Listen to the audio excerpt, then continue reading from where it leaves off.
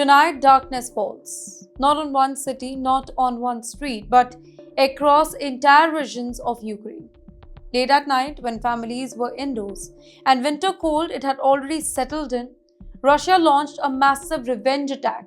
Drones, missiles, explosions. One after the another, the target was clear: Ukraine's power lifeline.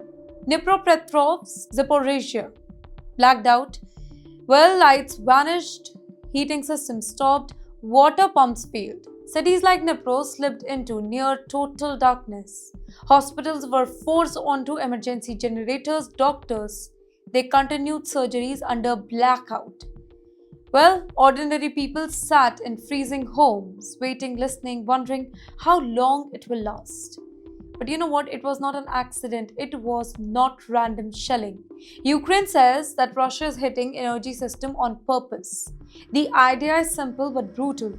Make life unbearable. No power means no heat, no water, no normal life. Winters become a weapon for them. Darkness, it becomes pressure. But you know why now? Why this scale? Because something else happened the very same day. Far from Ukraine, far from the battlefield, on the open sea, the United States moved and Moscow noticed. A Russian-linked oil tanker was seized, taken over, stopped mid-journey. The ship is known as Bela 1. Officials say that it was part of a secret network, the so-called Shadow Fleet. But you know what is the Shadow Fleet? Let me explain it to you. When sanctions block normal oil exports, ships don't disappear. They change names, they change flags, they hide the ownership. These tankers quietly move oil that is officially banned. They keep money flowing to governments under sanction. Now here's why the US and the UK say this ship crossed the line. They accused it of carrying sanctioned oil. They say it was operating illegally. They had orders to seize it, and they did. American forces boarded the tanker. Control was taken. The message was loud and clear. Sanctions will be enforced, even on high seas. Moscow's reaction? Pure fury. Russia calls it piracy. Russia calls it theft. Russia says that the West is escalating the war far beyond the border. And within hours, the response came not at the sea, but in the sky over the Ukraine. Well, missiles fell, drones stuck, power plant burned.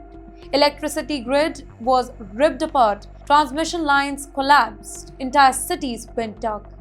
Well, Ukraine says that this was revenge, basically a signal, a warning. But this is no longer a war of soldiers. This was a war of energy, a war of oil routes, a war of electricity, and a war of survival. On the land, citizens freeze in darkness. At the sea, oil tankers become the battleground. In capitals, leaders calculate their next move.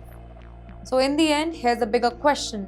If tankers can be seized, if power grids can be shattered, how far does this go? Because this war is no longer staying in one place. It is spreading through wires, through waters, through global supply lines.